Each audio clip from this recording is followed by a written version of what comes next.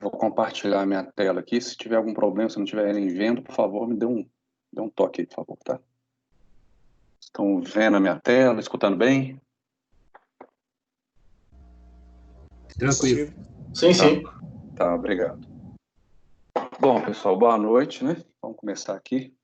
Vou falar de um tema que eu acho bastante relevante e acho um pouco ainda desconhecido no meio da engenharia, no meio até dos próprios usuários, né, de veículos.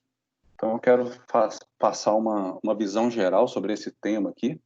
Vocês vão ver que é bem complexo, é muita coisa. Então, por isso eu vou dar só uma visão geral.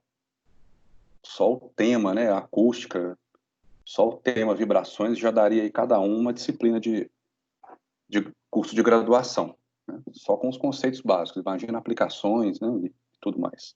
Então, eu acho que vai ser interessante. Eu peguei, igual eu falei, vou dar uma visão geral sobre o tema, para que vocês tenham um bom conhecimento, né, do que se trata, ok? Bom, deixa eu me apresentar aqui primeiro. Eu sou engenheiro mecânico e tenho mestrado e doutorado também em engenharia mecânica, com ênfase em vibrações e acústica. Eu sou professor do Pitágoras, dou aula em outra faculdade também, no IFMG, onde eu faço uma pesquisa ligada a essa área, né, acústica e vibrações veiculares. E trabalhei por 15 anos nesse setor, que eu vou apresentar para vocês aqui o que ele faz, né? Lá na FCA, na Fiat. Hoje eu trabalho lá ainda, mas em outro setor. Eu trabalho na parte de engenharia de motores, na parte de teste de componentes. Então eu tenho uma experiência não só acadêmica, mas prática também desse tema. Bom, o que nós vamos ver aqui hoje? Vou falar primeiro a introdução, para a gente se situar, né, sobre o tema. Vou dar alguns conceitos básicos para a gente poder entender um pouco melhor o que vem adiante, né? Falar um pouco de acústica, um pouco de vibrações. Na sequência, conforto vibroacústico, fontes de ruído e vibrações nos veículos, falar um pouco de teste, avaliações, análises, como que faz para a gente controlar, para mitigar ruído e vibrações e, finalmente, as conclusões, tá? Bom, a parte que estuda acústica e vibrações em veículos, ela é mais conhecida, né, nesse meio, com essa sigla que é em inglês, né, NVH, que significa Noise, Vibration and Harshness, e traduzindo seria ruído, vibrações e aspereza. Então a gente vai, a primeira coisa que eu vou falar depois da introdução é explicar um pouco, né, sobre ruído, sobre vibrações, sobre aspereza, o que é isso, né? Mas primeiramente vamos falar aqui desse setor, né, o que ele faz. Primeiramente, né, esse termo, né, NVH, é um termo que é usado para a engenharia da mobilidade.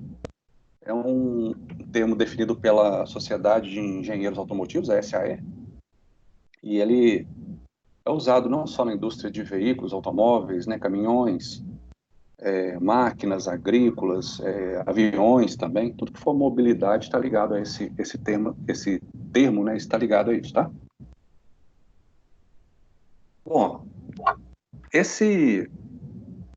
o NVH, né, as vibrações, a acústica e vibrações de um veículo é um item considerado de performance do veículo, é um item de desempenho. Então é semelhante, né, para dar outros exemplos aqui, ao consumo de combustível, a velocidade máxima que um carro pode alcançar, torque e potência do motor, dirigibilidade, ergonomia, acessibilidade, entre vários outros itens, né? Então, o NVH, acústica e vibrações, é também um item de desempenho. Quando a gente fala de conforto, que é conforto global de um carro, né? O que é um carro confortável? Vocês vão ver que tem muitos itens ligados a esse termo conforto, né? Então, aqui tem algum deles, né? Por exemplo, a ergonomia, o conforto térmico, né? Temperatura, o esforço que se faz para manobras, a tecnologia embarcada no seu carro, a dirigibilidade e dentre outros, além dos, estou citando alguns aqui, né? Aí vem o conforto acústico e o conforto vibracional. Então, eles estão ali dentro desse conforto global, tá? E o conforto, né? Chamado, vamos juntar acústica e vibrações, chamar de vibraacústica. Vou abrir um parênteses também, vocês vão entender bem por que a acústica e vibrações andam tão juntos. É um dos itens importantes de qualidade percebida quando você faz a aquisição de um carro, um novo carro, não sei se é zero, mas quando você pega um carro, é um item que você, mesmo que sem pensar, você está avaliando qual que é o comportamento vibraacústico do carro. E ele vem sendo cada vez mais importante porque os clientes estão ficando cada vez mais exigentes, a concorrência cada vez aumentando, né? E ele passou a ser, né, de um tempo para cá, pela importância dele, ele acaba sendo até um fator de escolha para você comprar um carro ou uma marca ou não comprar. Até um fator de escolha, não, se você compra um carro e não está satisfeito com eles, sua próxima aquisição pode barrar uma compra, né, devido a esse desempenho que você não ficou satisfeito, certo? Bom, esse setor da empresa, então, que trabalha com desenvolvimento, um dos desempenhos, né, que é o setor de NVH, ele tem que garantir o desempenho vibracústico que foi requerido lá quando o projeto foi definido. Então, se eu vou lançar um novo carro, eu determino vários objetivos, né? E um deles é esse. Qual que é o objetivo que esse carro tem que ter para acústica e para vibrações? O que é feito, né? O que esse setor desenvolve, então, para poder garantir esse desempenho que foi requerido lá na fase de definição do projeto? Ele define as propostas de soluções para que o carro mantenha aquele desempenho, né, a partir do objetivo requerido, né, do target. E como que ele consegue fazer isso? A partir de novas tecnologias que são disponibilizadas, às vezes, pelos fornecedores, muitas vezes pela própria empresa, né? Alguns sistemas e componentes que a gente fala que é carry-over, quer dizer que já vem de modelos anteriores, que são herdados de outros modelos, né? Algumas modificações que entram dentro das lições aprendidas, né? O lesson learned, que são as lições aprendidas com projetos anteriores também, e o benchmarking, que é uma análise de carro de concorrência, que é uma coisa bem importante também. Então, esse setor ele tem que ficar ligado em tudo isso aqui. Bom, deixa eu abrir um parênteses aqui, parece que tem alguém com o microfone ligado. Deixa eu olhar aí, por favor. Continuando, então, outra atividade que é responsabilidade desse setor são simulações virtuais, também, né, falando de acústica e de vibrações, tá? E, finalmente, testes físicos e avaliações, não só com instrumentos, mas também com o engenheiro avaliando, né, ele dirigindo aquele carro para poder sentir como que está o desempenho, né, vibracústico dele. E tem alguns testes que são, inclusive, legislativos. A gente vai falar aqui também um pouco lá para frente, mais para frente. Bom, e da onde que vem esse termo?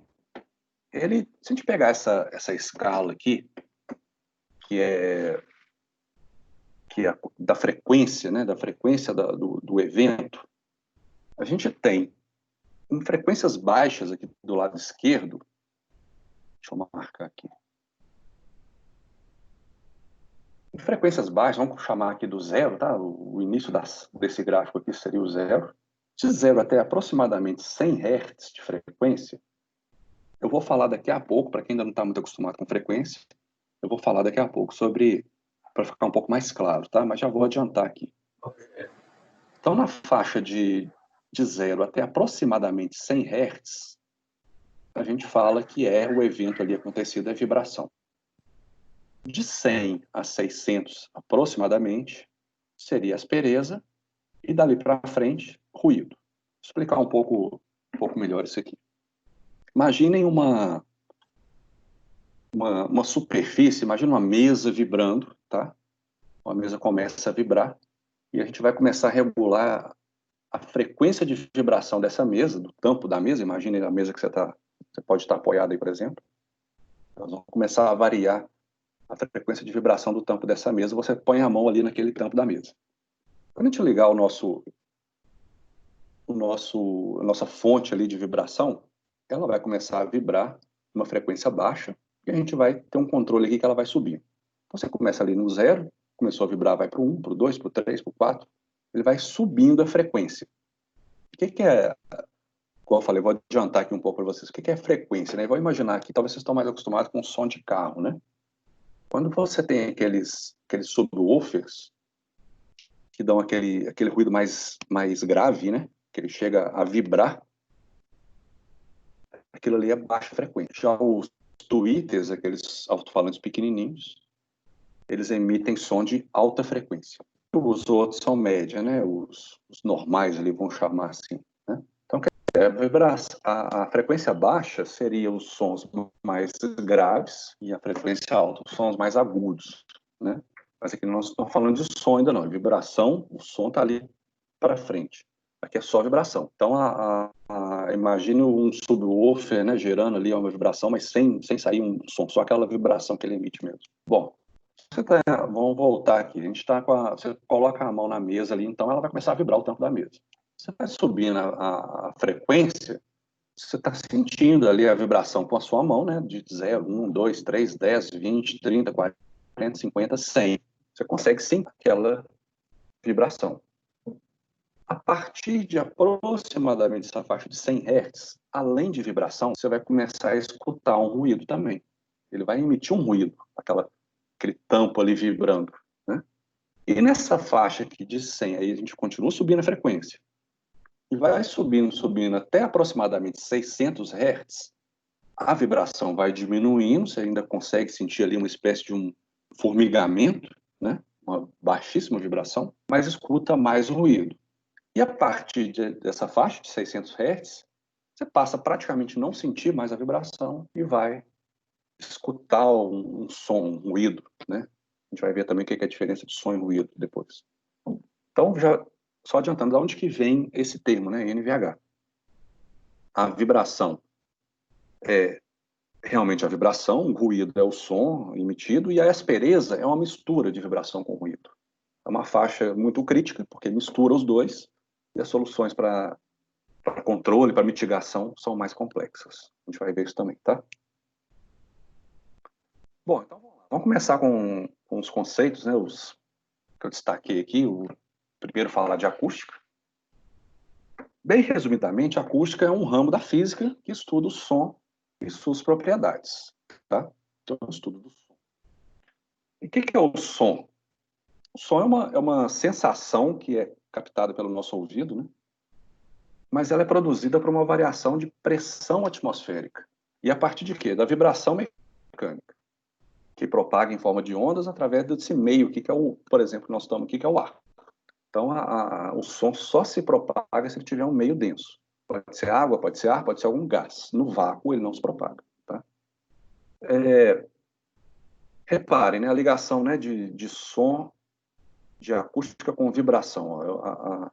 O que gera o som é uma vibração. Então, o alto-falante que eu dei o exemplo lá, a vibração do diafragma vai excitar o meio, que vai gerar uma sensação auditiva. Quando eu estou falando aqui, as minhas cordas vocais estão vibrando, excita o meio, que é o ar, né? Chega até o ouvido de cada um. Lá no ouvido a gente tem o tímpano também, que ele é uma membrana que vibra, que recebe essa vibração, e dali para frente ele vai até chegar no cérebro, traduzir o que a gente está falando, né? Bom, olha só, aqui tem um exemplo. Vamos ter um alto-falante aqui gerando uma onda sonora até chegar lá no nosso ouvido, né? O que ele faz? A cada som, a cada nota, né? Vamos chamar assim, uma nota musical. Imagina uma nota musical, por exemplo, que tem um tom puro. Cada vez que você vai gerando um tom daquele ali, ele vai... esse gráfico cheio de pontinhos aqui, representa as moléculas de ar. Então, repare que vão ter uma região de rarefação, ou seja, as moléculas estão mais afastadas, e uma região de compressão, onde as moléculas vão estar mais juntas. O que está acontecendo? Elas estão se chocando uma com a outra e vão formando essas regiões aqui de compressão e rarefação. Se a gente visualizar isso aqui em forma de gráfico, vai dar esse gráfico aqui, ó, uma senoidal. Ó. Então, ele tem lá suas cristas e seus vales, né? Onde a crista é a compressão e a rarefação seria o vale, tá? Bom, aqui nós estamos falando de uma frequência pura, uma única frequência, né? A nossa fala, os sons em geral que a gente escuta é uma mistura de várias frequências, tá?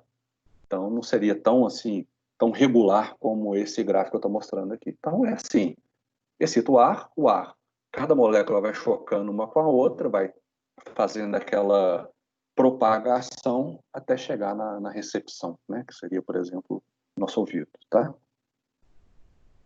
Os conceitos, né, que a gente às vezes até confunde, né? Então, frequência, de que é frequência? Frequência é o número de ciclos da onda por unidade de tempo, né? Então, como a unidade mais usual é hertz, seria ciclos por segundo. Então, deixa eu voltar aqui.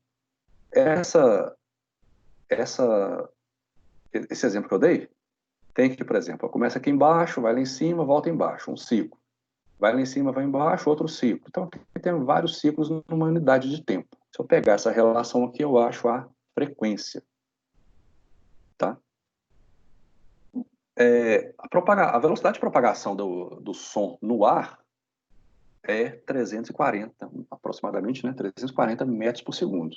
Só para a gente ter uma noção aqui da diferença, né, da propagação da luz, a velocidade é muito maior, né? 3 vezes 10 a 8 metros por segundo.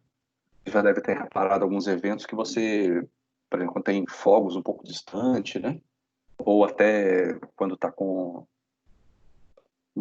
trovoadas, né? Trovões, e você vê primeiro o raio, vê a luz, vê o clarão lá dos fogos e depois que o som chega, né? Então a luz chega primeiro, tá? Ela é bem mais veloz do que o som. Uma característica aqui, né? O comprimento da onda é a relação da velocidade pela frequência dela, tá? Então, quer dizer, um som de alta frequência, ele tem comprimento de onda menor do que de baixa frequência. Repare esses dois gráficos aqui. Na alta frequência, eu tenho mais ciclos na mesma unidade de tempo, na mesma escala de tempo, né? Do que um som de baixa frequência. Então, qual que é uma diferença importante para a gente poder tratar os problemas depois? A forma de você tratar ruído, som, né, de alta frequência é diferente, um pouco diferente para de baixa frequência. Por quê? Por causa do comprimento de onda. O comprimento de onda de ondas de sons de alta frequência é bem pequeno. E sons de baixa frequência, tipo aquele do subwoofer que eu dei exemplo, né? Alguns carros que a gente vê por aí com som muito alto, chega a vibrar o nosso tórax, né? São sons de baixa frequência. Então, a forma de tratamento para você poder reduzir um ruído e outro é diferente. Anda aqui, o que é a altura do som? É exatamente essa diferença de frequência, é o que faz você diferenciar um som grave de um agudo. Então, a altura depende da frequência. Então, quando a gente fala assim, aumenta o volume da televisão, você não está aumentando a altura do som. Se você falar em altura, você está aumentando a frequência. Um som mais alto é um som mais agudo que um som grave. Outros exemplos assim de som grave e som agudo, né? O som de... Pensar um exemplo aqui. Normalmente, eu acho que o melhor vai ser o som de carro mesmo, né? Que eu falei do subwoofer com o tweeter, né? E a intensidade, sim, a intensidade permite a gente diferenciar um som forte do som fraco. Então, quando você está aumentando lá o volume da televisão, você está aumentando a intensidade do som, tá? Não a altura. Timbre é uma qualidade interessante que ele diferencia dois sons da mesma altura e intensidade emitidos por fontes distintas. Então, exemplo, é mais fácil a gente entender aqui com um instrumento musical. Se você escutar a mesma nota tocada em dois instrumentos diferentes, eles vão ter a mesma frequência, mas tem timbre diferente. tá? Bom, quando a gente fala de som, a gente fala a grandeza, né, que a gente se refere é nível de pressão sonora, porque tem essa relação com a pressão que a gente vai ver aqui, ó. Essa aqui é uma escala que está aqui cheia de, toda ilustrada, né, que começa aqui no zero. Repare aqui do lado direito, por favor, na escala, o zero até 140 dB. dB é decibéis. Decibéis não chega a ser uma unidade, tá? Ela é uma relação que faz a gente ter uma proximidade maior dos níveis menores, do nível menor com o maior, do mínimo com o máximo. Por quê? Vamos para o lado de cá agora.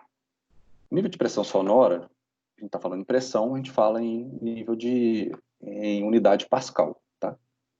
Então, repare essa escala aqui, ela vai de 20, aqui está micro, tá? Micropascal, ou seja, 10 a menos 6, até 100, é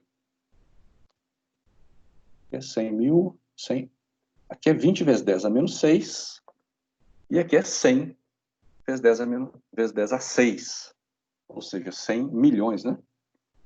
Então tem uma diferença muito grande entre o nível mínimo e máximo. Faltou falar o seguinte, o que é essa escala aqui? Essa escala é a escala do que a gente consegue, que o nosso ouvido consegue captar, de mínimo e máximo nível. A gente consegue escutar na faixa de 20 micropascal até 100 vezes 10 a 6 pascal, 100 milhões de pascal, tá?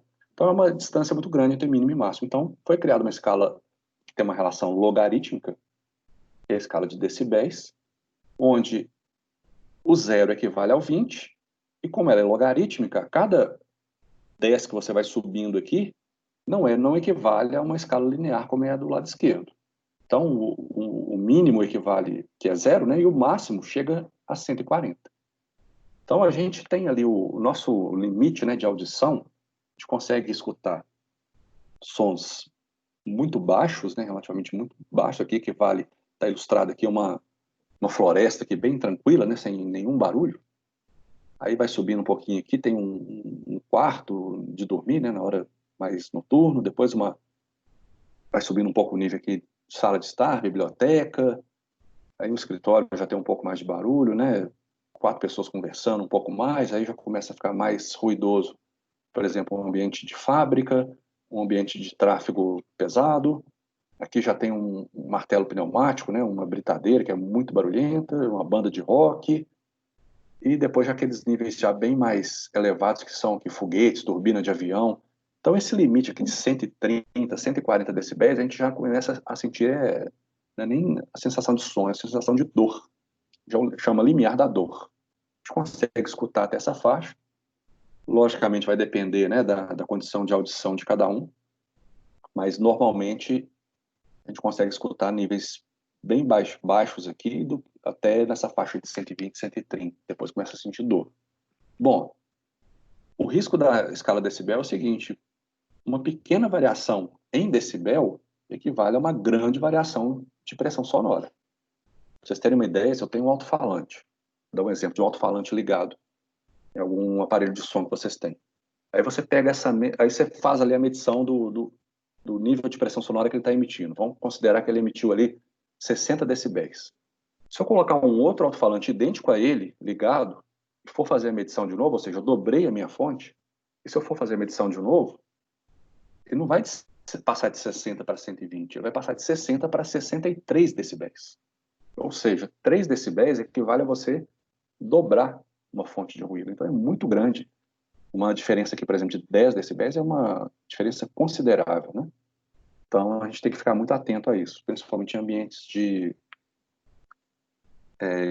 fábrica, né? Ou então de trabalho, né? Que tem, por exemplo, esse martelo pneumático que é muito barulhento, tem gente que trabalha o dia inteiro nisso aí. Então é muito importante você usar os equipamentos de proteção individual, né? Não é o nosso assunto aqui agora, só abrindo um parênteses, mas é um problema muito sério de perda de audição para quando a pessoa fica um pouco mais velha, né? O ruído, o nível de audição, a gente não percebe a perda dele diária. A gente percebe com o passar dos anos. Então, você está exposto a um ruído muito alto hoje, todos os dias, né? E, de repente, esse nível de ruído se mantém ali durante anos trabalhando naquele mesmo nível de ruído. No dia a dia, você não vai sentir tanta diferença. O problema é uma diferença do início até o final, quando você chegar, principalmente, se estiver mais velho, né? Isso é um problema sério. E falando de frequência, a gente também tem a nossa faixa de frequência audível, né? A gente consegue escutar um ouvido sadio, né? De humano, ele consegue escutar de 20 Hz até 20 mil Hz. Agora que é interessante, existe uma perda natural quando a gente vai ficando mais velho. Eu não digo, aí não estou nem falando de ficar idoso, depois dos 20 anos de idade mesmo, a gente já começa a perder a percepção de frequência alta. Então é normal você perder a sua sensibilidade aqui de 20 mil para 19, para 18, para 17, por aí vai, tá? Quando você vai, logicamente, quem vai ficando mais idoso vai perdendo uma faixa de frequência bem importante. Isso aqui influencia diretamente também naquela dificuldade que pessoas idosas têm de escutar, né?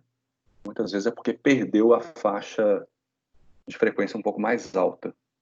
Só para comparar aqui, é bem interessante, né? Alguns animais conseguem perceber sons abaixo da frequência de 20, são chamados infrassons, que é praticamente uma vibração. Então eles têm uma sensibilidade boa para isso aqui. Alguns animais dependem até disso para poder sobreviver, essa faixa de audição deles, né? E outros, ao contrário, escutam frequências bem mais altas, né? Mas falando aqui um dos animais que a gente conhece um pouco mais, né? Cachorro, gato, eles conseguem ali escutar até na faixa de 40 mil hertz. Então é interessante pelo seguinte: às vezes a gente vê alguns animais de estimação desse tipo com medo de muito barulho, né? Por exemplo, fogos. Às vezes o medo é porque eles têm uma sensibilidade muito maior que a nossa. Então chega a dar dor no ouvido deles bem antes da gente, né? Por essa alta sensibilidade. Então, às vezes ele está ali sentindo dor mesmo, né? Nem medo, né? Só que aí não é minha área, também não entendo bem disso, mas junta tudo isso, né? E alguns animais também dependem de frequências altas para poderem se guiar, né? O morcego, por exemplo, o golfinho emite sons de frequências altíssimos, né? Faltou falar aqui, né? Depois da nossa faixa audível para cima, é o chamado ultrassom, tá? E só como interessante aqui, mas uma outra coisa, né? O nosso sistema auditivo, ele não responde de forma linear em toda a faixa de frequência. A gente tem faixa de frequência que a gente tem mais percepção.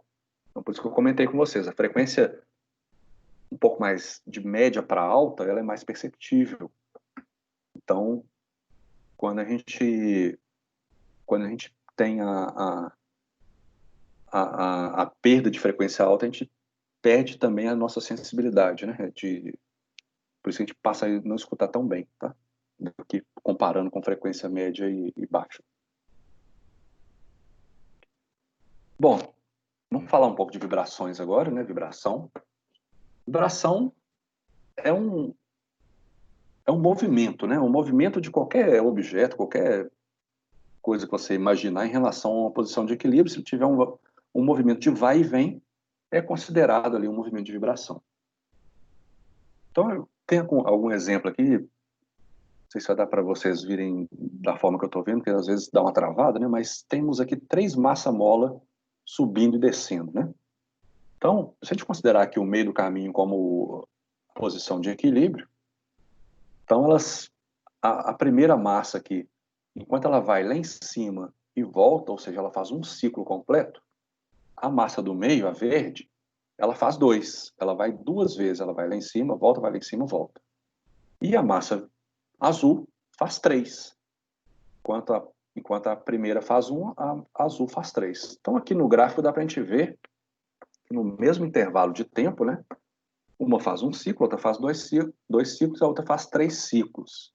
Isso quer dizer que a frequência da massa 3 é maior do que a frequência da massa 1, do que a massa 2, que é maior que a massa 1, né? Quanto mais ciclo ele faz no mesmo intervalo de tempo, a gente conclui que a frequência dela é maior. Então, estou dando aqui mais um exemplo para a gente entender bem o que é frequência, né? Bom, o que mais interessa para a gente aqui dessa parte de vibrações é o conceito de frequência natural. Ele não é tão simples, mas eu vou tentar explicar aqui de uma forma um pouco mais didática, tá? A frequência natural nada mais é do que a frequência que qualquer sistema vai oscilar depois que ele tiver uma excitação qualquer. Mas vamos considerar que não tenha nenhuma força de atrito, tá? Então, por exemplo, se você tem um pêndulo, imaginem um pêndulo, uma massa em uma corda, você levanta aquela massinha ali e faz o sistema ficar pendulando ali. Logicamente ele vai parar, porque tem ali um atrito com o ar, né? E vai parar. Mas imagine isso num vácuo. Ele não vai parar, ele vai ficar vibrando ali eternamente. Em qual frequência? Na frequência natural dele. Vamos dizer assim, a frequência que cada material, de cada sistema gosta de vibrar, que ele mais vibra, que ele mais responde, tá? E a frequência natural é uma característica que é inerente ao sistema. Ele depende das características daquele sistema. Depende de quê? Da massa e da rigidez. A gente vai ver daqui a pouco o que é isso. Então, olha só. A gente tem aqui uma massa-mola vibrando. A rigidez, né, essa representada pela letra K, né, ou a constante da mola, representa a rigidez, e é a letra K, e a massa aqui pela letra M. Quem que é a frequência natural? Como é que a gente calcula a frequência natural? Eu primeiro divido por 2π, né, 1 sobre 2π, porque para eu passar para Hertz, tá? E faço a raiz da rigidez pela massa. Ou seja, como que eu modifico a frequência natural de qualquer... Só se eu mudar a rigidez, ou se eu mudar a massa, ou mudar os dois em proporção diferente. Se eu aumentar a rigidez, eu aumento a frequência. Ela está diretamente proporcional. Se eu aumentar a massa, eu reduzo a frequência natural. Bom, por que esse conceito de frequência natural é tão importante? Daqui a pouco a gente vai voltar nele. Não, vou continuar falando aqui, depois que eu vou falar da relação dele com outra grandeza. Primeiro isso aqui. O sistema massa-mola, né, às vezes ele pode ter um amortecedor também, ele pode ser amortecido, que aí a gente vai cair no caso real, né, de considerar, aliás, por exemplo, o atrito, né, do ar. Ele vai ser amortecido com o tempo, ele vai parando, né? O sistema com uma massa que vibra apenas em uma posição, numa direção, a gente diz que ele tem um grau de liberdade, tá? Se ele tem um grau de liberdade, ele vai ter uma frequência natural. Se eu tenho um modelo, um sistema com vários graus de liberdade, ou seja, várias massas vibrando em direções definidas, por exemplo, esse aqui, nós temos aqui 1, 2, 3, 4, 5, 6, 7 massas vibrando apenas no sentido vertical.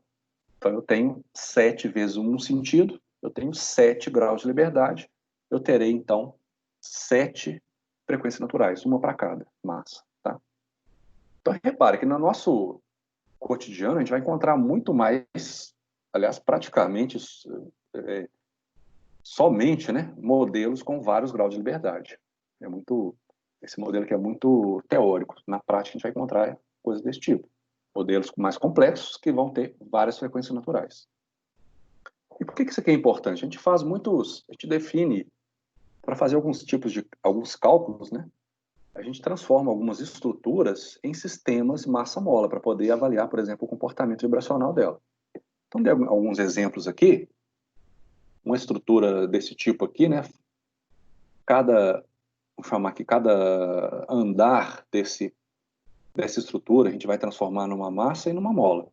Então, vai representar aqui uma rigidez. A gente vai poder estudar o comportamento vibracional dela. A gente pode pegar até um veículo aqui, uma moto, né? Onde você considera aqui o piloto como uma massa, a roda traseira como um outro sistema e a roda dianteira como outro, né? A moto como um todo como outro. E você transforma nesse sisteminha aqui. Ou você pode transformar o pneu, a roda, né? Pneu, roda e suspensão de um carro também em sistemas massa-mola. Que é para a gente poder estudar, para poder, principalmente, fazer simulações de comportamento vibracional. Então, o sistema de massa-mola pode levar a isso. Bom, Então tá, vamos falar, vamos parar um pouquinho aqui com a frequência natural, daqui a pouco a gente vai voltar. Vamos falar de ressonância. Ressonância é um fenômeno bem, bem importante dentro das vibrações, né? Bom, o que é a ressonância? A ressonância, primeiro, né, é uma condição crítica onde você tem níveis de vibração muito elevados. Mas qual que é a condição que faz levar à ressonância? É quando a força de excitação de uma fonte excitadora qualquer, né, se iguala à frequência natural daquele sistema, daquele componente que está recebendo a vibração. Ou seja, se você tem um sistema massa-mola, que tem lá a sua frequência natural, vamos dar um exemplo numérico aqui, por exemplo, 10 Hz.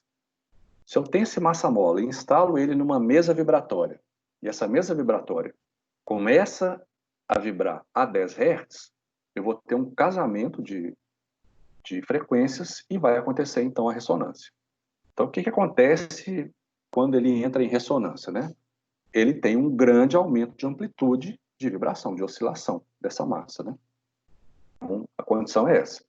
Por isso que é importante a gente ter o conceito de frequência natural. Como o fenômeno é importante, né, dentro das vibrações, uma das formas de eu controlar a ocorrência de ressonância é através do sistema natural do meu sistema, do meu componente que eu estou estudando. Tá? Eu tenho que fazer ele, essa igualdade aqui ser quebrada. Né? Ele tem que ficar diferente para que não ocorra a ressonância. Tem alguns exemplos bem clássicos, né, de ressonância, né? Aqui é uma taça, né, de vidro sendo excitada por um alto-falante em frequências altíssimas. Vocês conseguem uns vídeos desse tipo aí, né, se vocês pesquisarem, né? Então ela chega a quebrar, ela vai vibrando ali no seu modo, na sua frequência natural ali. Então a amplitude aumenta muito, ela não resiste e chega à ruptura, né? E aqui um caso bem clássico, né? Vocês talvez já conheçam, né? Numa ponte lá dos Estados Unidos, na década de 40, 1940, que chegou ao colapso. Tem aqui um vídeo, né, dela, que através da excitação dos ventos, né, o vento fez ela entrar em ressonância. Ela tinha suas frequências naturais, as principais dela, que fazia ela torcer ou fazer uma flexão, que são as principais frequências. Ela teve um casamento ali da frequência com o vento, chegou a ter esse tipo de coisa aqui que vocês estão vendo, que são deslocamentos enormes, né? Ela ainda resistiu por alguns minutos e chegou ao colapso, né? Bom, gente, isso aqui, nós estamos falando do caso mais crítico, né? Que seria um rompimento, né? Um colapso de uma estrutura, mas a ressonância não causa só isso de problema, né? Ela, por exemplo, um sistema, nós estamos falando aqui de veículos, de carro, quando o sistema entra em ressonância, ele pode causar, por exemplo, um ruído. Não exatamente quebrar, mas o ruído já pode ser um problema, né? A gente vai ver isso também lá para frente. Bom, um conceito também interessante dentro de vibrações é o conceito de amortecimento. Então, é um conceito que, igual eu falei, se você pegar o pêndulo, então, né, que eu dei o exemplo, e soltar aquela massa ali, ela vai ficar vibrando, vai chegar uma hora que ela vai parar, ela vai amortecendo com o tempo. Só que tem alguns sistemas e tem componentes específicos para isso que a gente consegue atuar no amortecimento, né? Um exemplo clássico é um amortecedor de um carro mesmo. Né? O amortecedor, ele faz ele amortece a vibração da mola, né, do carro. Então, à medida, se você tiver uma mola sem amortecedor, a tendência é do carro ficar ali oscilando um tempão. Com o amortecedor, ele faz ali uma oscilação rápida e o amortecedor já, entre aspas, freia essa vibração da mola, né? Se tiver alguém aí de vocês que já viu ou que gosta, né, não sei, de carro, por exemplo, que coloca a suspensão rebaixada, né? Você tira a mola, ela é reduzida, ou então ela tem uma rigidez dela aumentada, então ele praticamente não oscila, né? Então você tem ali umas pancadas muito fortes, porque você não tem amortecimento praticamente, né? Ou a gente pode entender dos dois jeitos, né? Você não tem amortecimento falando de suspensão, mas é um sistema muito amortecido que ele praticamente não consegue, ele nem tem uma oscilação para aliviar, né? Ele já dá aquela pancada quando você passa em alguma irregularidade, né? Tem gente que gosta, né? Bom, a gente tá, esses que eu falei aqui de acústica e vibrações bem rápido é para a gente poder alinhar um pouco mais do principal, que são os conceitos que vêm agora, tá? Primeiro deles, a gente vai falar de conforto vibroacústico. A gente viu lá atrás, na introdução, que tanto acústica quanto vibração são itens relacionados ao conforto, tá? Logicamente, a vibração, a gente viu aqui, né, ela pode também estar ligada a algum problema de ruptura, algum problema de aumento de tensão, fadiga, né? Mas não é essa vibração que a gente vai falar aqui. A gente aqui vai falar da vibração que causa desconforto, tá? Bom, conforto, ele está ligado quando você quer qualificar alguma coisa, né? Quando você tem uma... o que é um ambiente confortável? O que é um carro, né, confortável? Ele vai depender de cada pessoa, vai depender do que você busca, o que você sente. Igual eu dei o exemplo aqui, por exemplo, de uma suspensão rebaixada, né? Tem gente que, como eu penso, né, é extremamente desconfortável, mas tem gente que, para ele, aquilo ali não é um problema, né? Não chega a ser um problema. Sons altos que chegam, igual eu falei também, né, a vibrar, não consegue nem escutar, de tanto que ele emite mais vibração do que ruído, do que som. E também pode ser bem desconfortável, mas tem gente também que não considera isso como um problema, né? Então ele varia de pessoa para pessoa, esse conceito de conforto, né? Bom, e outra coisa interessante, a sensação de conforto, vamos voltar para o nosso tema aqui, né, no conforto vibroacústico, ele depende de outras coisas também. Tem vários trabalhos publicados que já fizeram algumas pesquisas, né, que a gente identifica bem isso aqui. Se você está ali no seu carro, você pode sentir mais ou menos conforto ligado ao NVH, né, ao ruído e vibrações, dependendo de outras coisas. Por exemplo, está um dia muito quente, você está ali sem ar-condicionado, por exemplo, vamos considerar uma condição bem crítica, você pode ficar um pouco mais irritado, isso vai mudar sua condição emocional, isso vai mudar sua relação com o seu carro, você vai começar a achar problemas em outra situação você não via. O tempo que você fica exposto, às vezes você vai com o seu carro ali da sua casa até no mercado, na padaria e volta, é uma coisa. Quando você pega ele para fazer uma viagem, é outra. Você fica mais tempo exposto àquilo ali. Você começa a observar mais. Quando você compra um carro novo, você tem uma certa expectativa. Ela pode ser superada, atendida ou frustrada, né? Então vai depender um pouco disso também. Outro exemplo interessante, capacidade auditiva, igual eu falei. Tem gente que não vê problema de ruído em carro, porque não escuta muito bem, né? Isso é uma condição também a ser considerada, tá? Para a gente entender um pouco mais de conforto, é interessante saber esses dois termos aqui, comodidade e adequação. O que é comodidade? Comodidade pode ser o silêncio ou pode ser uma constância. Exemplo, um relógio, aquele de parede, né, que fica emitindo um som ali eternamente, um ruído de uma geladeira funcionando. Vamos considerar aqui, por exemplo, de madrugada, onde você tem um silêncio muito grande dentro da sua casa, né? Você fica escutando aquele barulho ali. Ou até mesmo um trânsito normal. Então, por exemplo, se você mora num lugar que tem trânsito, mas que à noite, naturalmente, ele diminui.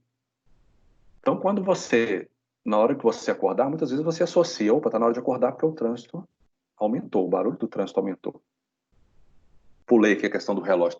Tem pessoas que estão acostumadas a dormir com o relógio ali fazendo tic-tac a noite inteira, tem pessoas que não conseguem dormir, né?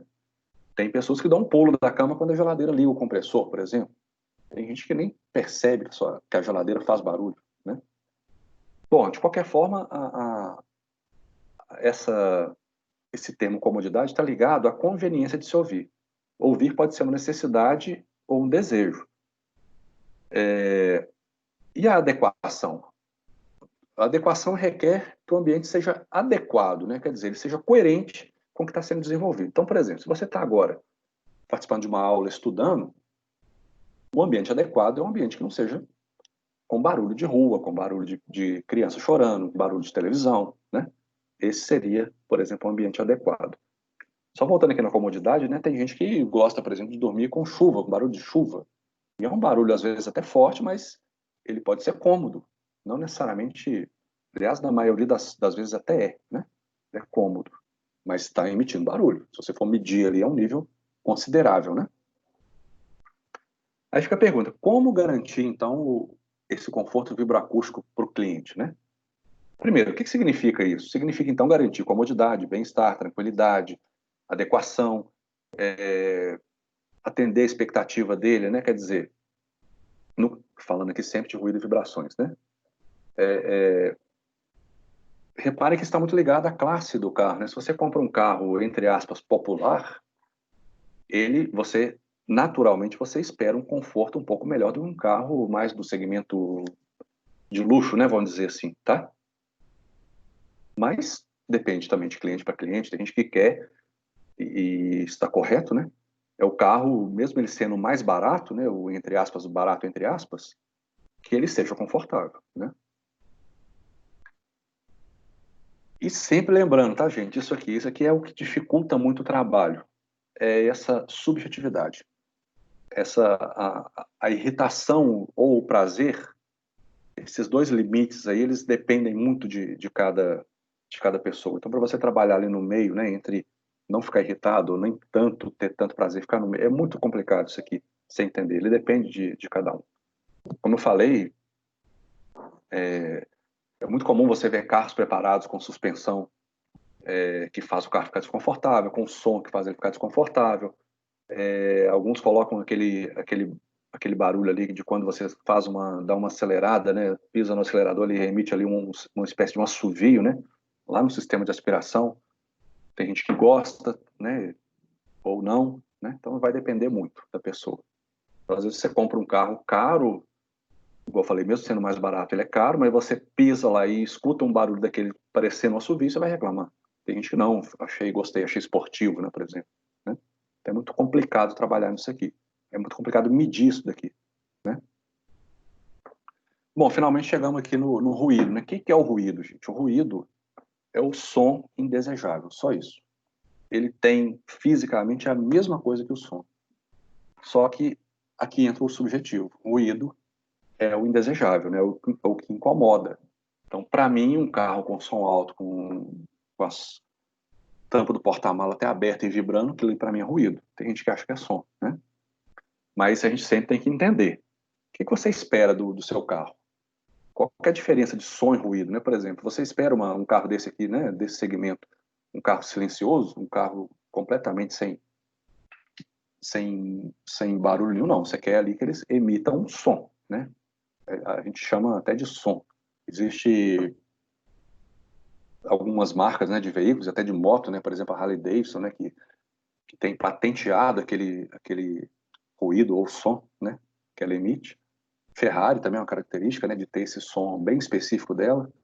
Então, a gente tem que entender bem o que é som, o que é ruído, o que pode ser considerado aceitável, o que não é aceitável, né?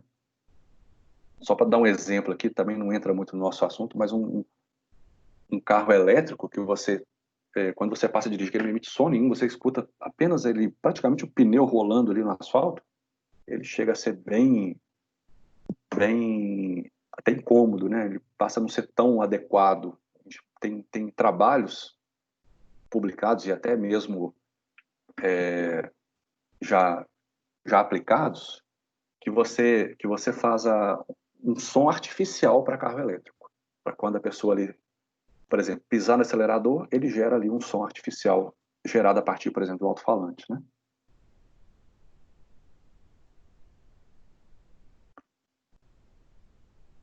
Bom, então tá, a gente já sabe o que é ruído. Nossa preocupação, então, são os ruídos e vibrações que causam desconforto, né? Então, quando você tem ali imagina um carro na estrada, em qualquer condição de uso, né? Ele tem uma série de ruídos e vibrações que são geradas naturalmente pelo funcionamento dos componentes, né? Então, o motor, ele gera ruído e vibração, o sistema de transmissão, o pneu rolando ali no asfalto, o escapamento, né, com os gases, os acabamentos internos, o sistema de ar-condicionado, o próprio sistema, o ruído do vento batendo ali no carro quando você está em velocidades mais altas, por exemplo, né? Isso aqui está tudo funcionando em conjunto, fora citei aqui alguns principais, né? Bom, e o ruído, então o que você está escutando, o que você está sentindo lá dentro do carro? É a somatória dessas contribuições em todas as condições, todo o tempo, cada hora numa condição. Você sai de sua casa, na hora que você abre a porta do carro para entrar ali, ele já tem um ruído, né, da fechadura. Na hora que você bate a porta, já pode ter um ruído te incomodando, por exemplo, da chapa vibrando. Na hora que você vai ligar o carro, já pode ter um ruído te incomodando do motor de partida. Na hora que você vai dar marcha ré, aquele ruído da alavanca fazendo aquele engate, né? E por aí vai. Então, o tempo todo você está lidando com ruídos e vibrações desde o momento que você entra no carro. Agora, o importante de saber é o seguinte: o que você está recebendo de ruído e vibração? É uma somatória, uma multiplicação da fonte com a trajetória. A fonte é importantíssima, mas a trajetória também é importante. Isso quer dizer que uma fonte instalada em uma carroceria, ela pode se comportar diferente em outra carroceria. Então, eu tenho o mesmíssimo, por exemplo, motor instalado num carro hatch, num carro sedã, num carro de outro segmento. Isso é muito comum acontecer, né? Ele vai te dar uma recepção lá dentro do carro diferente. Isso é importante a gente saber, tá? Bom, vamos falar um pouco de ruído, então, lá dentro do carro, né? Como é que você recebe esse ruído? De duas formas. Ele pode vir de forma por via aérea ou por via estrutural. O que é a transmissão aérea? Vamos considerar uma fonte lá no motor, né? Um vão motor. Lá dentro do vão motor, vamos considerar o próprio motor como fonte. Ele vai ali irradiar um ruído, e esse ruído vai passar aqui por essa, a gente chama de parede corta-fogo, né? Para entrar lá dentro do habitáculo, ele vai passar aqui pelo capô e pelo vidro, vai passar pelas portas, pelo pavimento e vai chegar lá onde você está sentado, onde os ocupantes do carro estão sentados, que é o nosso ouvido, né? Que é a nossa recepção, né? Essa é a transmissão aérea. E a transmissão estrutural? A fonte vai gerar uma vibração que vai passar pela estrutura, né? Pelo chassi, pela carroceria.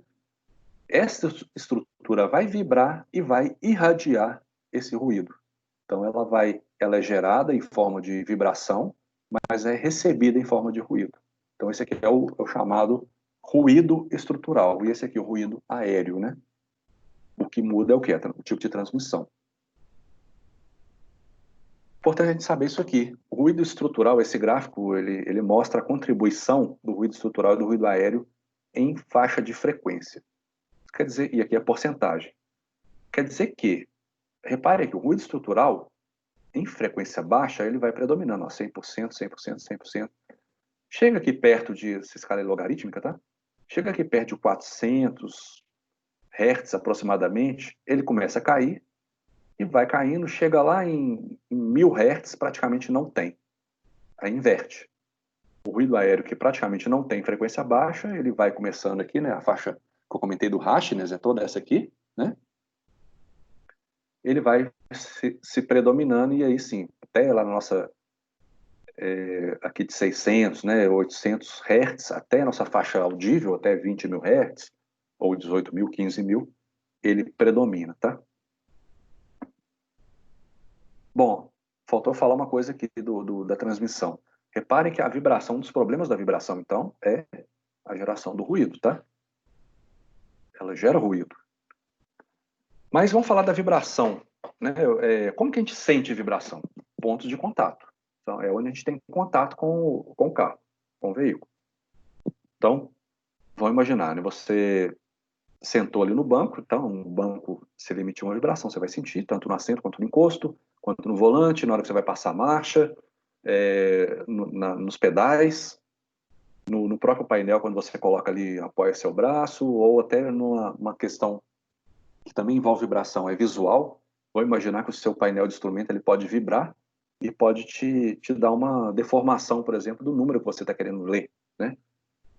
ou até do retrovisor, tanto do retrovisor interno quanto do retrovisor externo, se ele vibrar, ele pode deformar a imagem que você está querendo ver. Então, esse é um problema também, que é estudado aqui pelo NVH, tá? Vamos falar agora das fontes de ruído e vibração. Primeiramente, o motor. O motor é a principal fonte de ruído e vibração de um veículo. Seja ele motor a flex, gasolina, diesel, seja qual for, tá?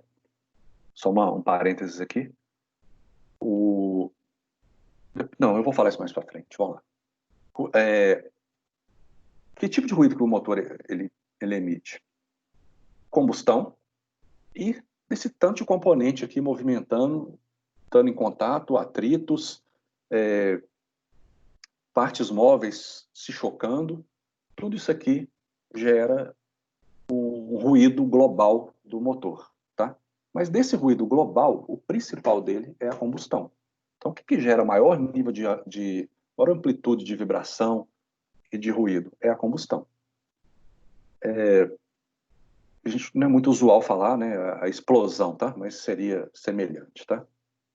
Tanto no motor flex, a gasolina, álcool, né, quanto no motor diesel, tá? Então, esse evento aqui da combustão é ele que gera a principal energia que vai gerar ruído e vibração, tá? Bom, a segunda, vamos falar estou falando aqui das principais, né, das mais importantes, das mais relevantes. Próximo aqui seria o câmbio.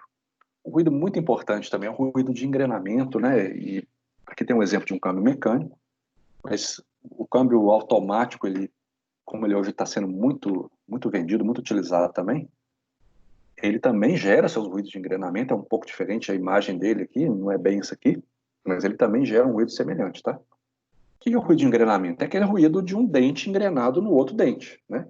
Quando você tem um movimento ali de giro, um dente vai se chocando com o outro e aquele ali vai gerando um ruído.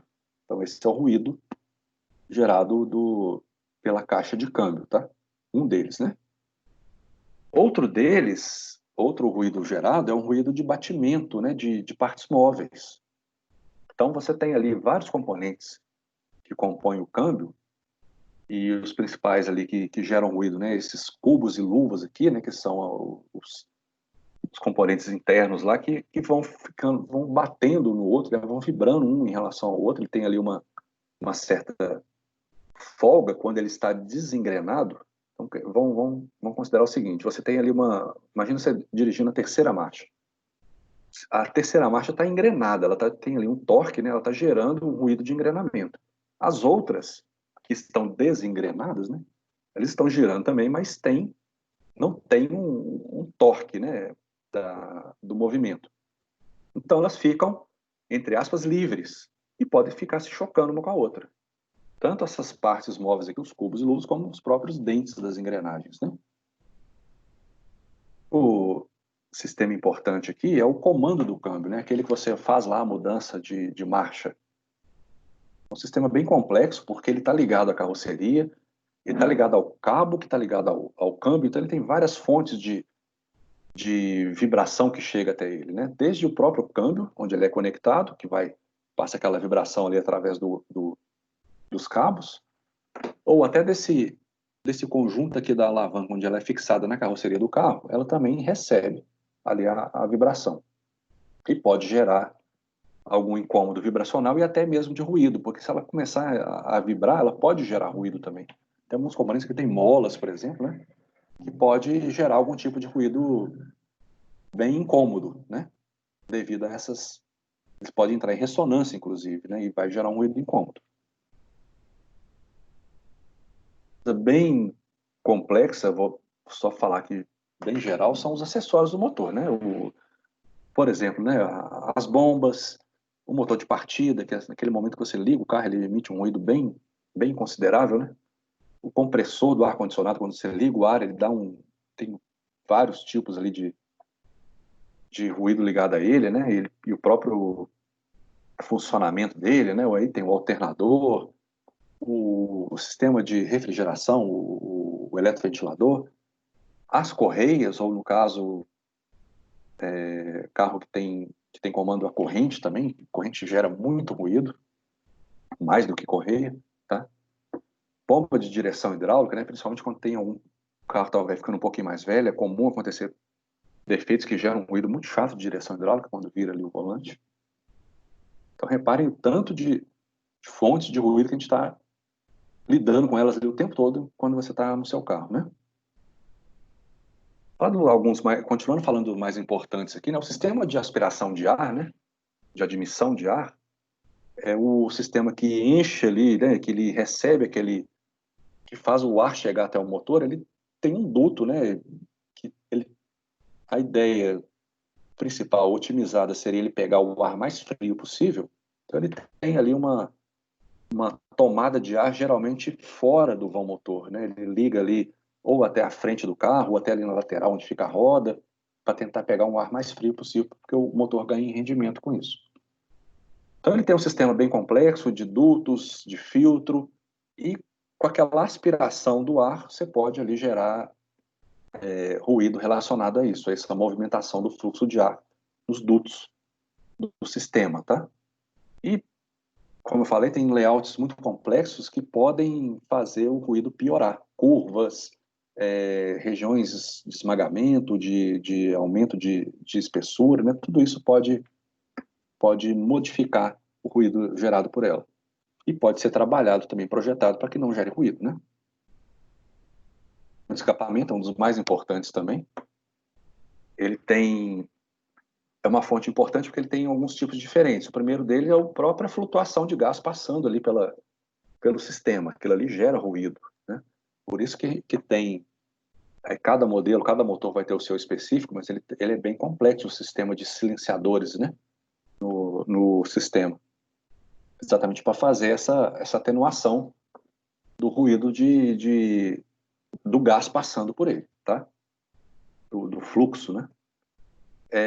Ele gera uma vibração muito elevada também, e essa vibração, como ela é fixada no pavimento do carro, ela é transmitida toda para o pavimento, então você vai ter que ter algum elemento ali para poder barrar, para poder atenuar essa vibração. E outro bem interessante é lá na saída do escape, né, aquele ruído do fluxo do ar saindo, do gás saindo, o ruído que parece um jato, né? Ele pode ser bem perceptível lá dentro do carro mesmo, mas principalmente fora dele, né? Ele pode causar um incômodo até para quem está de fora. E não só isso também, ele tem uma parte importante na questão legislativa, que eu vou mostrar lá na frente, que também é um problema ligado ao escapamento, é um ruído, nível de ruído emitido para fora do carro.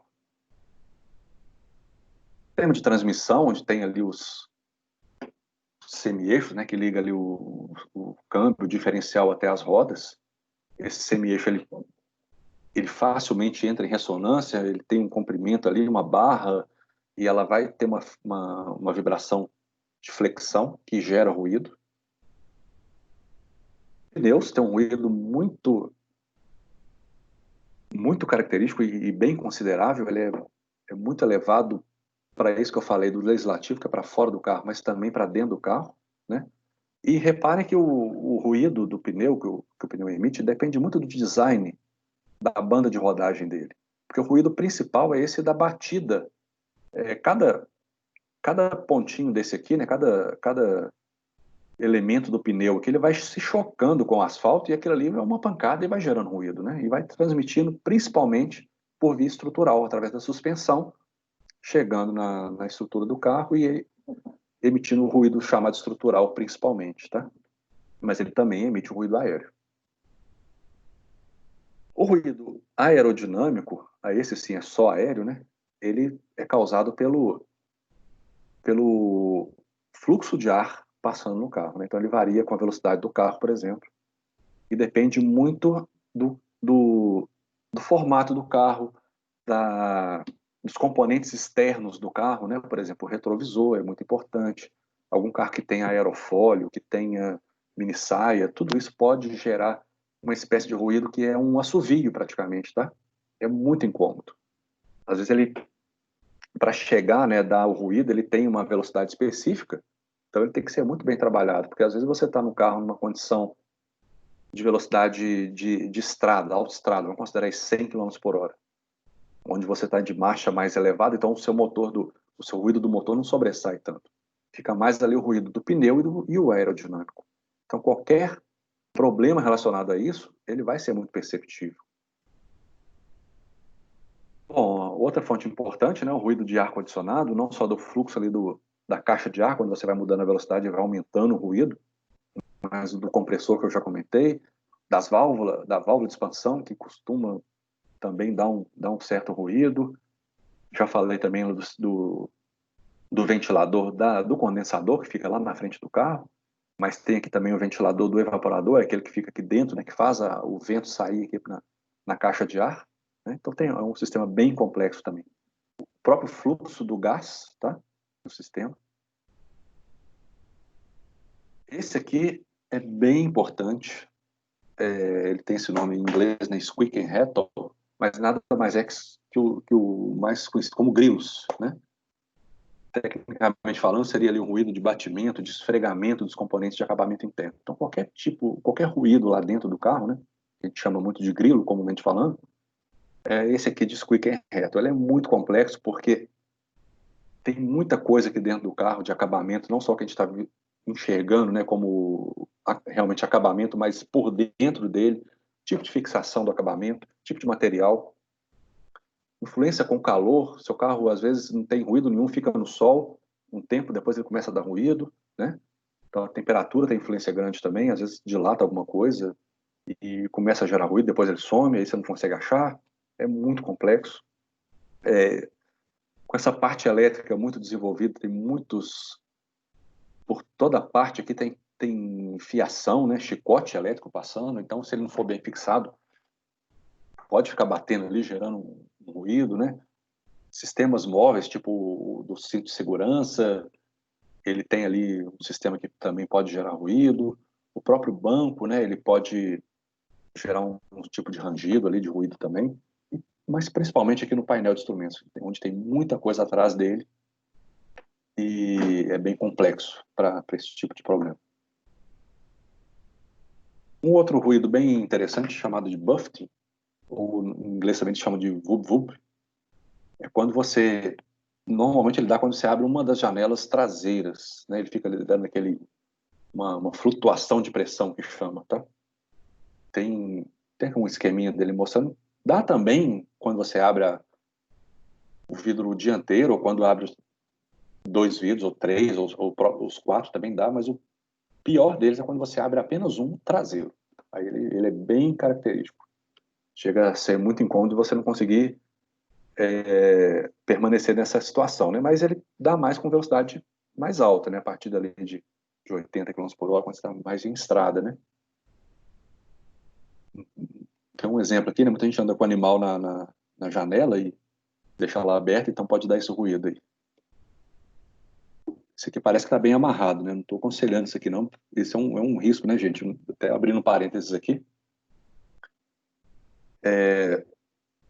Muita gente gosta de andar com o vidro aberto, principalmente quando está em estrada, e economizar, entre aspas, o seu ar-condicionado. Tem testes, já teve publicações, né, mostrando que seu carro é mais econômico com os vidros fechados e com o ar-condicionado ligado, falando principalmente em estrada, tá? Quando você está viajando. Quando você abre a janela, o seu coeficiente de arrasto, que chama, ele aumenta muito. Ou seja, o seu carro fica mais... Você demanda de uma potência maior para fazer ele deslocar, né, para manter aquela velocidade. Porque ele funciona ali, entre aspas, como um freio aerodinâmico, né? Quando você abre a janela, piora. Né? O seu carro já é um sistema bem complexo, que ele gera um arrasto muito grande, mas quando você abre a janela, piora. Então, se você fechar a janela e ligar o ar-condicionado, seu consumo de combustível vai cair, tá? Isso aqui falando, logicamente, para velocidades mais altas, para estrada, tá? Bom, vamos falar agora dos testes e das avaliações, então, para a gente poder detectar ruído, vibração, como que a gente faz medição, como que a gente detecta problema ou não, né? Vamos começar pela fase virtual. Esse setor trabalha, né, no início do projeto com nessa fase, na fase virtual, onde você consegue simular o comportamento vibracional, principalmente, tá? O acústico é um pouco mais complexo, mas dá para fazer também, fazem também, mas principalmente o comportamento vibracional. Então, são softwares, né, que utilizam essa metodologia de elementos finitos, de FEM, onde você tira ali os principais modos vibracionais. O que é isso, gente? Isso aqui são nada mais é que as frequências naturais, mas não só a frequência natural, mas como que ele está vibrando. Então, aqui tem um modelo aproximado de um pneu, por exemplo, né? Onde ele vai pegando aqui suas frequências, ó, primeira frequência, segunda, terceira, quarta. Ele não te fala só qual frequência que ele está. Ele te fala, ó, ele vai vibrar desta forma. Né? Ele te mostra aqui uma escala de cor, e onde está aqui, por exemplo, né? Vai de azul, passando pelo azul claro, verde, amarelo e vermelho. Azul é o nível mais baixo, vermelho é o nível mais alto. Então, essa escala de cor você consegue ver como que ele está vibrando nessa faixa de frequência, né? Você consegue colocar animações no software que ele faz ele amplifica esse movimento, então você consegue destacar um pouco mais. Não quer dizer que ele vai vibrar exatamente nessa amplitude toda aqui, tá? Porque eu tenho um exemplo aqui do lado direito superior, uma roda de aço. Olha como é que ela vibra, né? Mas na prática ela vibra assim dessa forma, mas não com essa amplitude. Isso aqui ela está aumentada. E você pode fazer de componentes como pneu, como roda. Aqui tem um braço de suspensão. Pode fazer de sistemas motor, sistema de fixação do motor. Então, você tem uma vasta... O software, qualquer parte do carro que você quiser avaliar o comportamento vibracional dele, é possível nessa fase que o carro ainda não existe, tá? Ele está ainda em fase de projeto, né? Ele está no papel ali, vamos dizer. Então, ele, aqui, igual eu falei, ele coloca essa animação para aumentar, para amplificar o movimento, para você entender o que está acontecendo e ver se isso é um problema, o que você tem que fazer para poder atenuar. Então, se você tem um sistema vibrando nesse sentido aqui e não pode vibrar nesse sentido aqui, você vai fazer vai achar uma solução aqui de um tipo de reforço, por exemplo, para poder atenuar esse tipo de vibração. E até mesmo de uma carroceria completa, né? Em várias fases. Aqui apresenta só a parte de chapa da carroceria, sem as partes móveis, né? Então é uma das condições de avaliação quando você está ali desenvolvendo. Você vai atualizando o seu modelo a partir dos desenvolvimentos de cada componente e chega aqui então nesse comportamento final, porque você tem algumas, como eu falei, né? Você usa de experiências anteriores para poder saber se o seu carro está indo por um caminho bom ou não. Ainda dá tempo de fazer muita coisa aqui nessa fase, né? Na fase virtual. E um bem interessante também é essa simulação baseada na fluidodinâmica computacional, faltou um L aqui, fluidodinâmica computacional, chama de CFD, e uma das funções desse tipo de análise é para você dar ali o ruído aerodinâmico, né, que é um ruído que está muito ligado ao design do carro, então ele tem que ser trabalhado na fase bem conceitual, quando está se definindo ali o design do carro, para que tome ali as decisões corretas e não gere um problema lá na frente, né?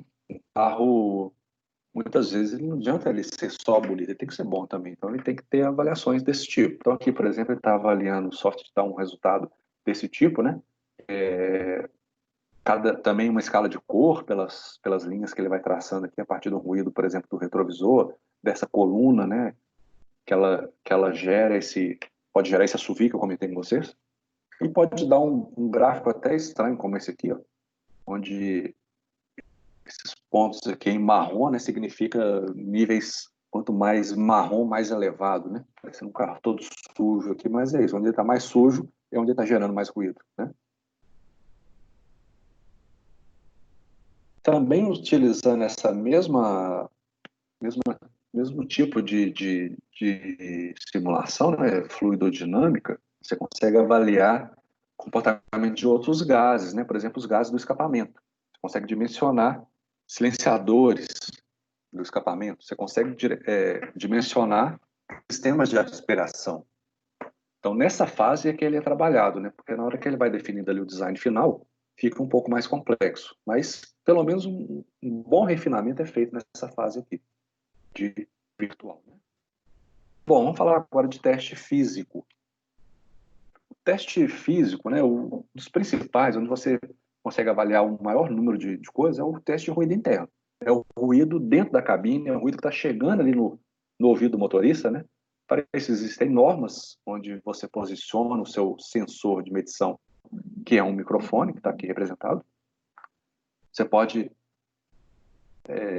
vai depender do que você quer avaliar, mas ele fica na posição dos ouvidos dos ocupantes do carro, tanto do motorista quanto dos passageiros, dianteiros quanto traseiros. Tem aqui um exemplo de um microfone aplicado aqui no banco dianteiro, tá? E aqui, um equipamento um pouco mais sofisticado, ele é um manequim, ele faz uma simulação mais próxima do nosso sistema auditivo, né? Ele tem ali aquela cabeça, aí dependendo do fabricante, ele chega até o nariz, a orelha um pouco mais detalhada, né? Esse aqui tem uma orelha um pouco mais reta, mas funciona bem também. Então aqui ele tem a condição, por exemplo, de direcionamento, né? Quando você tem um ruído de um lado, se o ruído está mais do lado, por exemplo, vamos pegar esse manequim nessa posição, se a gente for avaliar ruído aerodinâmico, ele vai pegar mais do lado esquerdo, se for motorista, né? Do que do lado direito, porque está mais próximo do vidro, tá? Esse manequim, esse boneco aqui, ele não dirige, não, né? Ele está aqui nessa posição de algum teste estático, né? Então, normalmente, quando é teste dinâmico, ele vai como passageiro. Tá? Então, tem esses dois ouvidos, onde tem não só a captação mais perfeita, mas também a noção de direcionalidade do som. Bom, onde são feitos os testes, né? Tem que ter ambientes próprios para isso, tratados para que o ruído externo não influencie na sua medição. Então, geralmente são câmaras ou estradas, né? Vamos falar aqui de câmara primeiro. Aqui, por exemplo, tem uma câmara onde ela é tratada, tem as paredes aqui todas com tratamento acústico e tem um dinamômetro. É um simulador de estrada, né? Como se fosse um asfalto liso. Ele consegue simular um asfalto liso. Logicamente, aproximado, porque ele só está girando o eixo dianteiro. O eixo traseiro está travado, tá? Mas existem câmaras com os dois eixos, né, com o dinamômetro nos dois eixos.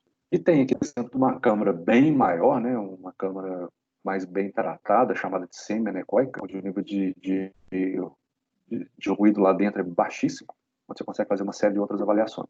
Aqui tem um exemplo também de uma câmara que simula, que são atuadores que vibram, né, no sentido vertical, simula uma estrada irregular. Um campo de provas seria o ideal, né? Que a gente tivesse um campo de provas, mas muitas provas são feitas mesmo em estradas ou mesmo em rua. Mas o ideal seria isso aqui, onde você tem todas as condições de fazer qualquer tipo de teste, qualquer tipo de piso irregular, piso com água, subida, descida, terra, né? Asfalto liso, asfalto mais áspero, com toda segurança, né? Essa aqui é uma foto da pista de provas da Fiat na Itália, tá? Bom, falando de testes, faltou falar uma coisa aqui. Esse tipo de teste com um manequim ou com um microfone, você pode avaliar qualquer tipo de ruído, em qualquer condição. Você pode avaliar o equipamento elétrico, subida e descida do vidro, você pode avaliar o ruído em aceleração, desaceleração aqui nessa câmara, você pode avaliar o ruído em piso irregular, qualquer tipo de ruído. Então vai depender, não vou entrar no detalhe aqui, né? Mas vai depender do que você quer avaliar, tá? Se é o ruído dos acessórios do motor, do compressor, do sistema de ar-condicionado. Então, os sensores e a condição de prova é sempre essa aqui.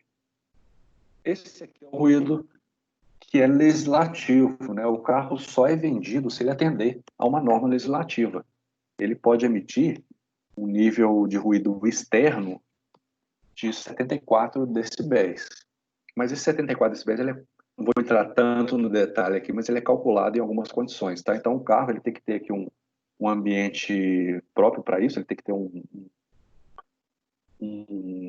raio de 50 metros totalmente aberto, sem nenhum obstáculo. Ele tem o microfone de um lado direito e do lado esquerdo. E ele faz ali o ruído de passagem. Ele simula uma passagem por esse microfone em algumas condições, em segunda marcha, em terceira marcha, em Aí tem que fazer um cálculo lá em relação à potência máxima dele, né, motorização. E essa média do nível de pressão sonora obtido nas passagens, ele tira essa média global aqui e tem o nível de pressão sonora para ver se atende o legislativo, né? O carro só pode ser vendido se ele ficar abaixo disso. Testes de vibração tem aqui alguns exemplos, né, de vibração, por exemplo, os elementos que fazem a ligação do motor com a carroceria, que são os coxins. Então você pode ter a vibração ali do lado ativo, que a gente chama, é onde está gerando a vibração, e do lado passivo, onde está recebendo. Você faz ali uma diferença entre eles para saber o tanto, qual que é a eficiência do seu elemento isolador ali, que é o coxim, né? Você pode fazer vibração de câmbio, vibração de tudo que você imaginar, do escapamento. Aqui tem um exemplo de vibração do banco, onde você tem um sensor específico, né, onde você pode colocar ele no assento e no encosto, você pode, inclusive, dirigir o carro com eles são bem... não vai te trazer nenhum incômodo, né? E você pode medir a vibração que está chegando no banco. Mas os sensores mais utilizados são desse tipo aqui. São os acelerômetros. Aí tem dezenas de fabricantes, centenas de modelos para várias aplicações, né? Aplicações relacionadas à temperatura, à faixa de amplitude, faixa de frequência. Aí tem que entrar mais um detalhe aqui para a gente poder selecionar qual que é o sensor mais adequado para cada medição, tá? Interessante falar também sobre um sensor a laser, que ele mede a vibração sem ter contato. E ele consegue fazer uma espécie de um escaneamento em qualquer superfície que você precisar. Então, a vantagem dele é de não ter o contato, né? Ele emite ali um facho de laser, onde o princípio da lógica de funcionamento dele vai pelo efeito Doppler, desse laser que vai lá na fonte e volta. Então, essa diferença que ele vai na ida e na volta, ele consegue, a partir de uma referência, ele consegue calcular o nível de vibração e a frequência. Então, aqui tem exemplo de um laser escaneando, por exemplo, a lateral de um carro, né? Eu posso colocar o carro naquela câmara, fazer uma aceleração e ver qual que é a vibração das chapas, por exemplo. Posso pegar, por exemplo, da banda do pneu. Eu faço que ele tirou o para-choque, né, do carro para ter acesso. Posso fazer da porta do carro quando eu estiver batendo essa porta. Um ruído bem reclamado, né, gente? É o ruído de fechamento de porta. Parece é uma característica muito ligada à qualidade do produto também, esse ruído da porta. Tem porta que você, na hora que vai fechar, ela praticamente fecha sozinha, né? Não dá ruído nenhum. Mas um carro um pouco inferior, ele costuma dar um barulho de lata muito forte, né? Lata batendo, né? Alguns testes de vibração também são feitos em câmaras específicas para componentes, por exemplo, de motor e câmbio, né?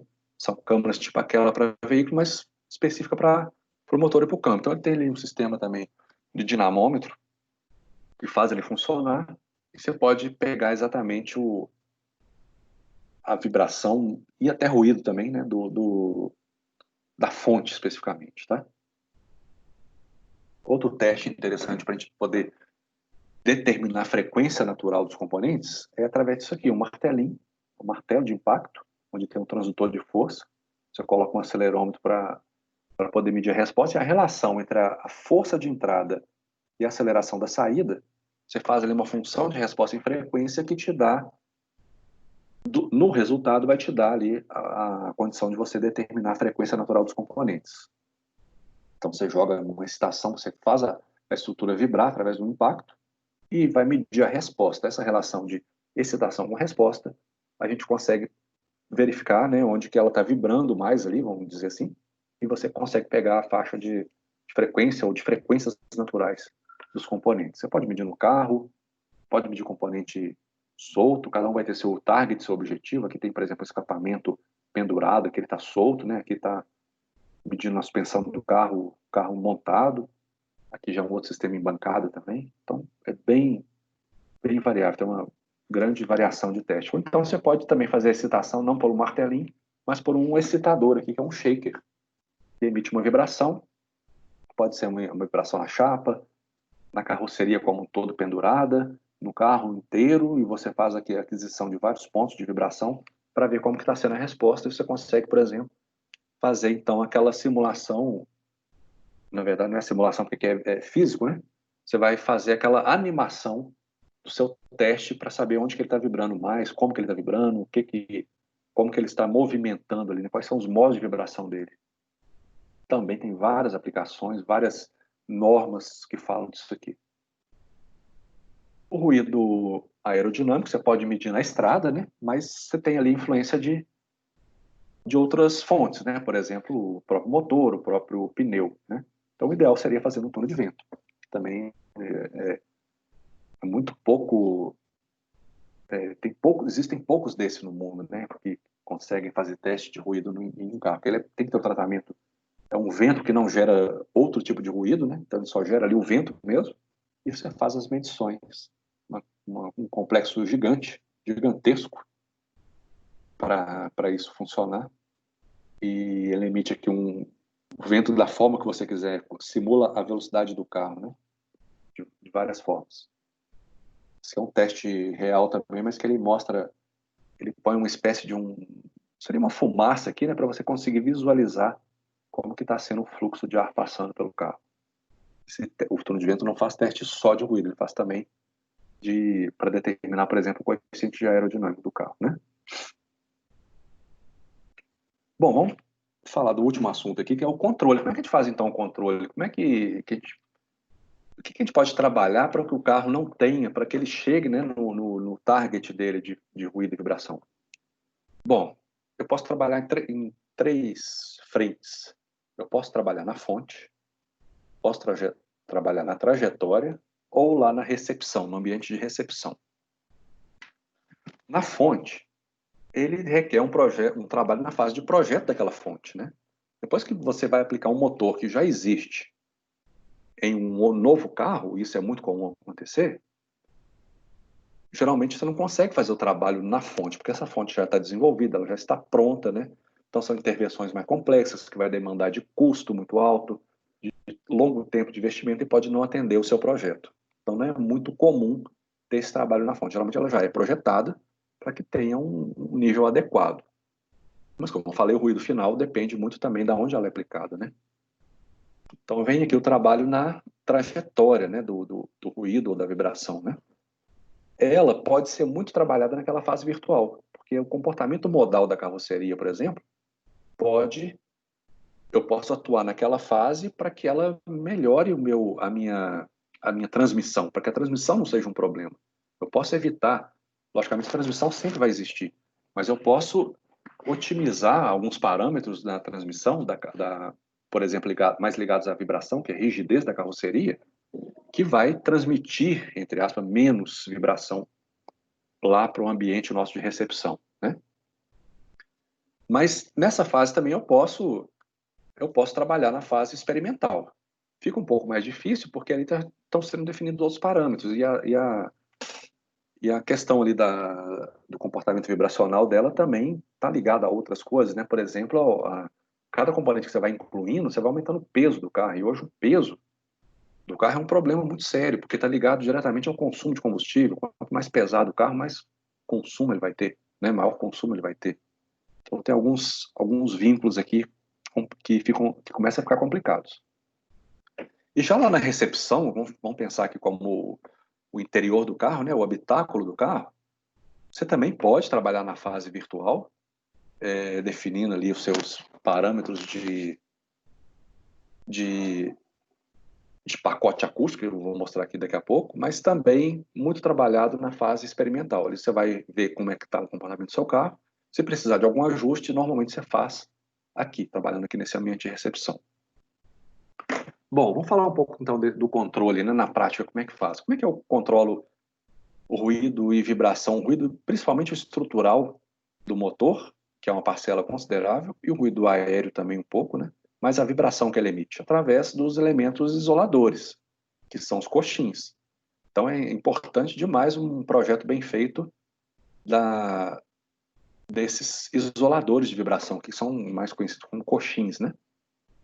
Normalmente os carros aqui possuem 3 coxins, sendo um de cada lado, e esse terceiro aqui ele tem a função de de evitar aquele movimento de giro do motor, ele imita, né? Limita o movimento de giro do motor. Mas também qualquer outro componente que ele é fixado na carroceria, ele vai com algum tipo de isolador, né? Então, se você tem ali, por exemplo, o módulo do radiador que é fixado na carroceria, qualquer outra, vários tipos de tubulações que são fixadas na carroceria, e principalmente o escapamento, né, que tem dois elementos aqui usados no escapamento. Então, além de fixação, ele vibra, ele atenua a vibração, que é emitida do escapamento bem ali para debaixo do pavimento, né? Então, a gente utiliza esses elementos de borracha, umas buchas também que são muito utilizadas em vários outros componentes. E o ruído aéreo usa-se o chamado pacote acústico, são os isolamentos acústicos lá dentro do carro. Então, esses isolamentos acústicos, eles são utilizados lá no ambiente de recepção, né? E a gente não consegue ver, mas eles estão ali debaixo, atrás do painel, naquela parede corta-fogo, debaixo ali do tapete no pavimento, às vezes no teto, dependendo do carro. Pode estar também no vão do motor lá dentro, né? Lá de fora, quer dizer, pode estar no capô, naqueles revestimentos ali das caixas de rodas também. Ele pode ter um material que faz o isolamento de ruído aéreo. Eles são materiais porosos. E como é que é o princípio de funcionamento dele? O som, ou ruído, né, passa por ele e vai perdendo energia porque ele é todo irregular. Ele tem ali cheio de fibras trançadas e com o som passando por essas fibras, ele vai perdendo energia através do atrito. Então, ele atenua o som ou o ruído através desse princípio. Então, ele tem que ser poroso. Eles são muito leves, inclusive, e ele é poroso. Vou até abrir um parênteses aqui, porque existe um mito aí de utilização de isopor para resolver problema ligado a ruído, né? E olha só, para você resolver o problema de ruído, você tem que permitir a passagem de ar para que o ruído passe por esse elemento e vai perdendo energia. O isopor ele é totalmente denso, ele não permite a passagem de ar dessa forma. Ele não é poroso, né? E por outro lado, uma outra forma de você barrar ruído é através de massa. Então, hoje não é muito utilizado mais porque o carro, como eu falei, tem um compromisso muito grande de ficar cada vez mais leve. Os equipamentos que usam massa estão cada vez menos utilizados. Mas pensa no isopor. O isopor não tem massa nenhuma. O isopor não consegue nem atenuar o ruído através de absorção, ele não consegue absorver e não consegue barrar através de massa. Então, a função acústica dele é praticamente zero. É mais até psicológica do que física, né? Logicamente, se você coloca lá um isopor na parede, ele vai ali absorver um pouco mais do que a parede, mas não a ponto de ser uma solução, tá? Aqui alguns exemplos de aplicação desse tipo de isolamento, como falei, vai lá na porta, na tampa traseira, no teto, aí vai depender de fabricante, né, de tipo de vários modelos disponíveis no mercado, né, de fornecedores. Outro que a gente chama de insonorizante, ele atenua a vibração da chapa, porque as chapas do carro todas, o carro tem muita chapa, né? Imagina aquela chapa gigante ali no teto, nas portas, no pavimento, elas vibrando geram ruído também. Então você usa um tipo de isolamento, de insonorizante, que ele é aderido aqui através de calor na carroceria, ele atenua a vibração das chapas. Então aquela chapa que fica ali, imagina como um sino tocando, né? Ela fica mais surda quando você põe um sistema desse aqui. E ele é relativamente barato, fácil de aplicar, é muito usual. Outra coisa importante são as vedações, né? Imagina ali as guarnições da porta, né? Ela não serve só para barrar poeira, chuva, né? Mas também ruído. Então a eficiência do ruído, por exemplo, de aerodinâmico, depende muito da vedação, depende muito da guarnição e do projeto dessa guarnição, né? Tem carro que tem guarnição só ali no vão que recebe a porta, tem carro que tem guarnição dupla na porta e no vão, ela tem um fechamento melhor, né? Uma vedação melhor, quer dizer. Existe até um para-brisa, e até os vidros laterais também, se eles forem laminados, com uma película interna que atenua o ruído. Ele tem uma função acústica, então ele pode atenuar ruído também. Imagina no para-brisa, né, uma recepção grande ali de ruído aerodinâmico, o vento batendo ali, então ele atenua. Existe essa tecnologia. Aqui, gente, vai depender muito, né, do compromisso ali de custo, né, porque tudo isso aqui custa, né. Bom, e tá aqui, finalmente chegamos à conclusão. A minha ideia foi passar esse overview. Como eu falei, cada teste desse que eu comentei, cada problema desse aqui daria uma palestra. Eu quis dar um overview. Então, vocês tenham noção de que isso existe, de que isso tem gente trabalhando, de que é uma área importante para quem faz engenharia. É difícil nessa época atual, né, falar de mercado de trabalho, mas é um mercado que demanda de profissional. Tem poucos, porque a formação específica você consegue em alguns pontos para quando você faz, por exemplo, uma especialização ou mestrado. Não são todas as universidades, faculdades que têm disponível uma especialização dessa, né?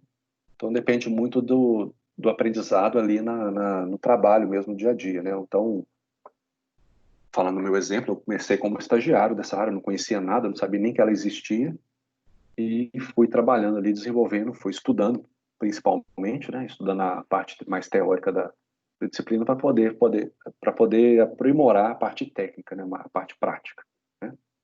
Mas o recado que eu quero deixar é isso: o performance de NVH, assim como todas as outras, é um compromisso de desempenho.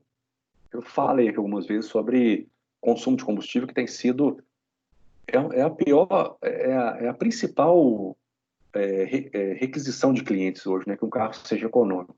O carro ser econômico tem vários, uma coisa muito complexa, mas uma delas é aumento de peso, né? Igual eu falei, você tem que diminuir peso. Então, muitas coisas que pode melhorar para a NVH pode bater de frente com essa outra performance que é o consumo de combustível, tá? Então, tudo que a gente faz é pensando nisso, vamos dizer que esse triângulo, custo e qualidade. Você, para chegar para ser uma coisa viável, você tem que ter um tempo de desenvolvimento que atenda ao seu projeto, você tem que ter um custo que atenda ao seu projeto para chegar na qualidade que você requer, né? Nem sempre você consegue trabalhar com o tempo que você gostaria, com o custo que você gostaria, com a qualidade que você gostaria. Mas você tem que fazer uns trabalhos ali que consiga chegar no principal, que é a performance final vibroacústica. E só para fechar, existem vários trabalhos pensando nisso, né? Pensando em reduzir custo, principalmente, com novas tecnologias. Muitas vezes essas novas tecnologias ficam na mão de quem desenvolve, ou seja, de quem fornece esses componentes, esses sistemas, né, para as montadoras. Então, por exemplo, os fabricantes de isolamentos acústicos, os fabricantes de coxins estão cada vez mais aprimorando e fazendo o custo ficar mais baixo para que isso consiga serem aplicados. Hoje, por exemplo, qualquer carro, igual eu falei, o carro mais simples, ele tem soluções que antigamente não só usava em carros mais de classe um pouco superior, né? Então, hoje, devido a essa demanda, um outro exemplo, né, semelhante ao ar-condicionado, está se popularizando cada vez mais, né? O câmbio automático é a mesma coisa. Então, é uma questão também de tempo, de disponibilidade, de quanto mais gente comprar e mais interessar, isso vai ter uma demanda maior, isso vai fazer o custo cair também, né? Bom, gente, ok. É isso que eu queria mostrar para vocês. Queria também deixar aqui à disposição, né, para qualquer dúvida, qualquer pergunta. Eu acho que a gente pode, quem tiver algum interesse agora aqui, a gente pode fazer também uma sessão de perguntas. Alguém tem alguma dúvida, quer perguntar alguma coisa? Se quiser tirar alguma dúvida, alguma curiosidade também, né? Estou à disposição aqui. Deixa eu voltar aqui. Professor Rogério, boa noite, tudo bem? Boa noite, tudo bom? Uma vez, né, você estava dando essa aula para a gente em outra faculdade e você citou alguns exemplos de carros japoneses que eles tinham umas soluções assim bem interessantes, né, em sua estrutura. Você falou disso e eu fiquei muito curioso com isso. algumas molas distribuídas ao longo da carroceria, principalmente ali no vão motor. Tem como você dar assim, só uma pincelada rápida nesse exemplo que você tinha citado? Sim, esses são os chamados neutralizadores dinâmicos, né?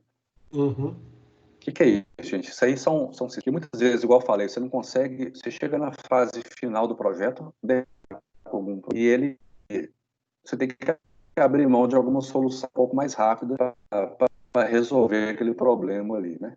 O neutralizador dinâmico pode ser uma solução desse tipo. Porque ele nada mais é que um massa-mola que ele trabalha na frequência de ressonância. Quando você tem problema ligado à ressonância, você massa-mola ali naquele sistema que está em ressonância, sintoniza naquela frequência de ressonância.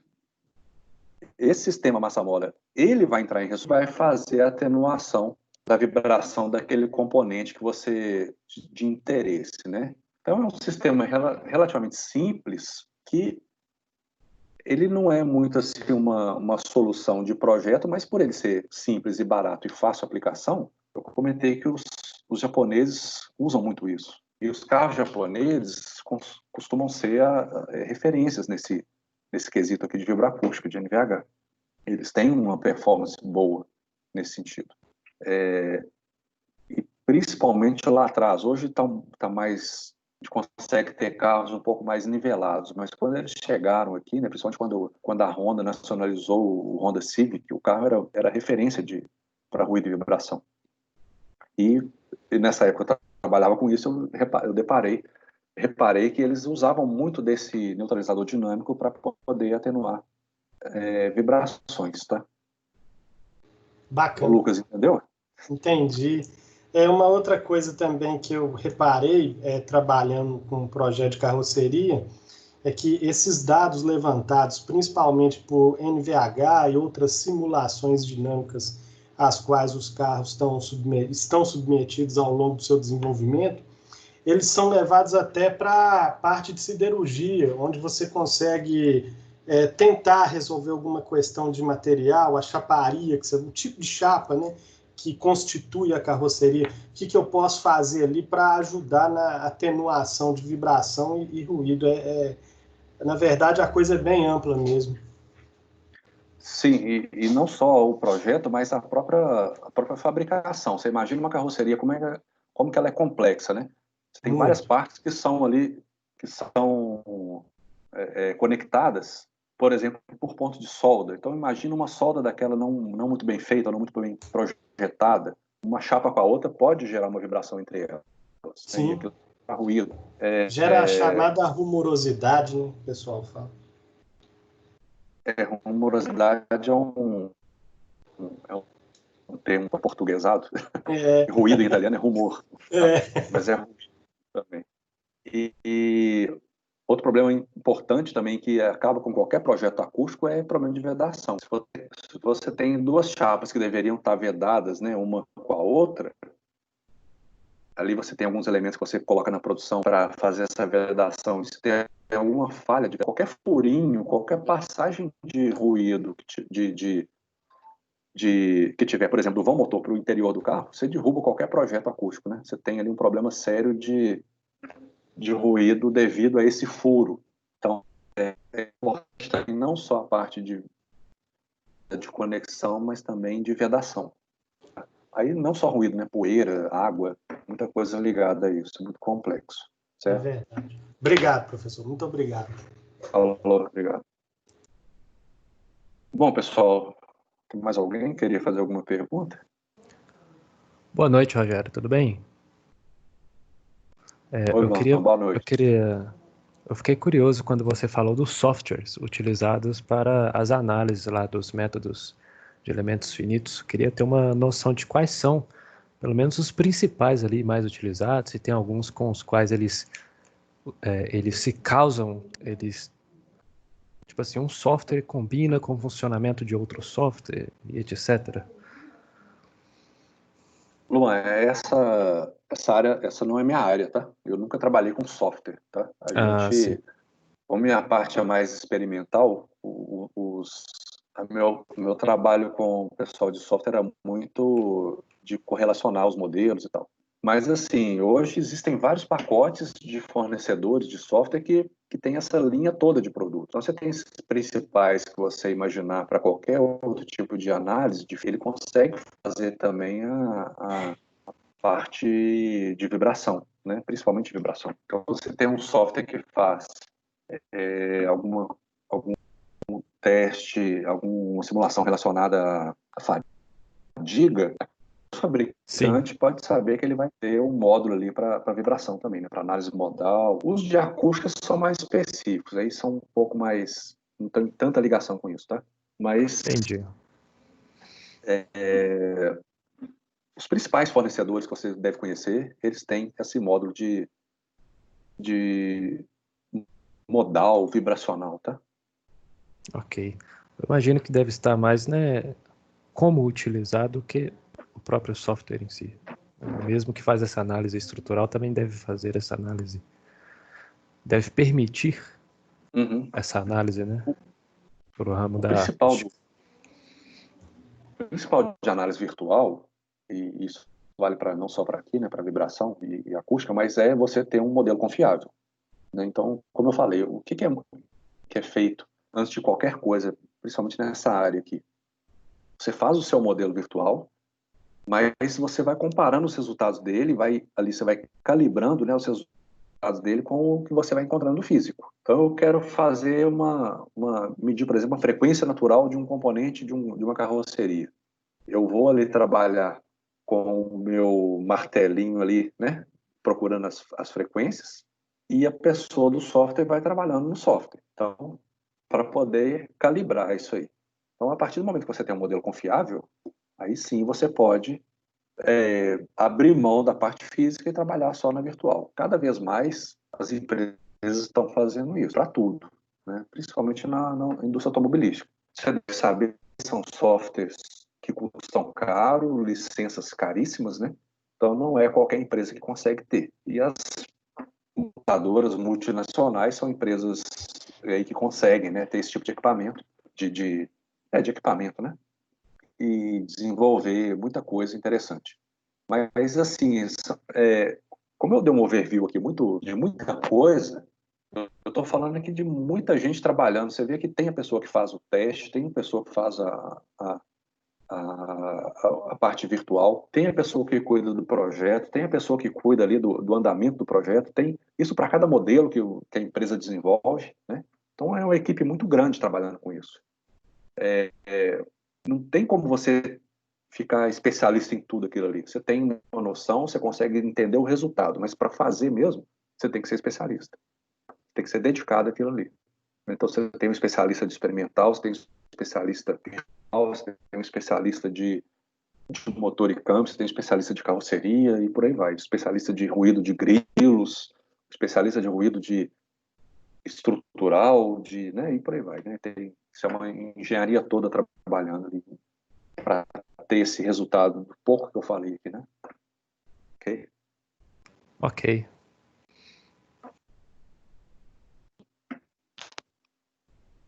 Bom, pessoal, eu acho que ninguém vai... Se alguém quiser falar, acho que não, né? Então, vamos terminar por aqui. Eu vou... Bom, obrigado, né, por vocês terem participado aqui. Espero que tenha acrescentado alguma coisa no conhecimento de vocês, pelo menos, igual eu falei, para saber que existe esse tipo de trabalho. Quem sabe algum de vocês vai interessar por isso, vai procurar saber mais, procurar estudar mais, procurar até trabalhar. Às vezes você está ligado em uma outra área de empresa, mas que tem uma ligação, né, direta com vibração e ruído, então é bom você ficar atento, né? Igual o Lucas deu o exemplo lá da produção. Então, às vezes você trabalha com a produção, mas opa, saiba que isso aqui pode dar um problema de ruído lá na frente quando o carro estiver pronto, né? A ideia Professor, foi essa. nós até já falamos sobre isso uma vez. Uma coisa que me deixa assim muito curioso, é um tipo de cálculo que eu quero ver, são aqueles prédios de peneiramento em mineração, né? Você tem as peneiras vibrando ali de forma muito intensa, justamente para poder classificar a granulometria do minério, e aqueles prédios parrudos de concreto tendo que absorver toda aquela vibração ali. é um tipo de cálculo que eu tenho muita curiosidade de ver. Eu sei que o colega até perguntou isso sobre o software, tem uma empresa em BH que usa muito o ANSYS para fazer isso.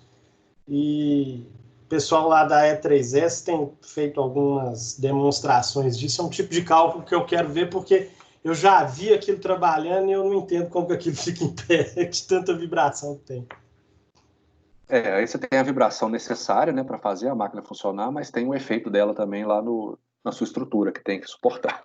É verdade. São os dois. O lado nocivo e o lado útil, né, da vibração. Professor, obrigado aí, viu? Então, eu que agradeço vocês, tá, gente? Obrigado. Estou à disposição, deixei meu e-mail ali, se alguém tiver. Muitos de vocês são ou foram meus alunos. Então, estou à disposição para qualquer dúvida, se vocês tiverem também fora daqui, tá ok? Então, tá bom, obrigado a vocês. Até mais. Boa noite, todo mundo. Beleza, obrigado, Rogério. Boa noite. Valeu, obrigado. Boa noite.